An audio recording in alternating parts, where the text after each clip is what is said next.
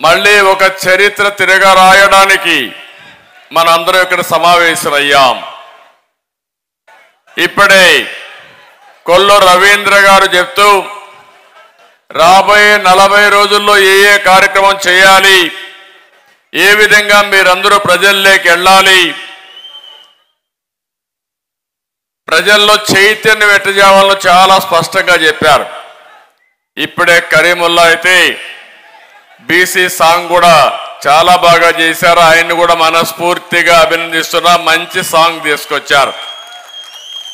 అది చూసిన తర్వాత నాకు అనిపించింది, బీసీలకు లేని నైపుణ్యం ఏంటని అడుగుతున్నా, బీసీల్లో లేని నాయకత్వం ఏంటని అడుగుతున్నా. ఇన్ని ఉన్నాయి. ఏ పని కావాలన్నా సమాజానికి ఆ పని చేసేది మా బీసీలే తప్ప వేరే వాళ్ళు కానే కాదు. ఎవరన్నా ఒక మనిషి అందంగా తిరగాలంటే, శుభ్రంగా ఉండాలంటే ఆ బట్టలు ఉతికేది కూడా బీసీలే. ఇంకొక పక్కన ఎవరైనా అందంగా ఉండాలంటే హెయిర్ కటింగ్ కూడా చక్కగా చేసేది మా బీసీలే. దేవుణ్ణి ప్రార్థించాలంటే, దేవుడు ఎట్టున్నాడో చూడాలంటే ఆ కార్యక్రమం కూడా చేసేది మా బీసీ శిల్పులే. మీరు ఉండడానికి ఒక అందంగా ఇల్లు కట్టాలంటే ఎవరు కడతారు ఆ ఇల్లు అంటే అందులో కూడా బీసీలే. మొత్తం వీళ్ళే ఉంటారు, ఇంకెవరు లేరు. ఒక వడ్రింగి కావచ్చు, ఒక కార్పెంటర్ కావచ్చు, లేకపోతే ఒక మేషనరీ కావచ్చు, అందరూ బీసీలే ఉంటారు. అందరూ కూడా అంటే మనం అందరం ఒక విషయం ఆలోచించుకో, ఒక పెళ్లి జరగాలన్నా ఒకప్పుడు ముందుగా గుర్తొచ్చేది నేరుగా స్వర్ణకారుడే గుర్తొస్తాడు. ఫస్ట్ ఆర్డర్ ఇచ్చేది మంగళ సూత్రానికి ఆర్డర్ ఇచ్చిన తర్వాతనే పెళ్లి కార్యక్రమాలు ప్రారంభించేవాళ్ళం.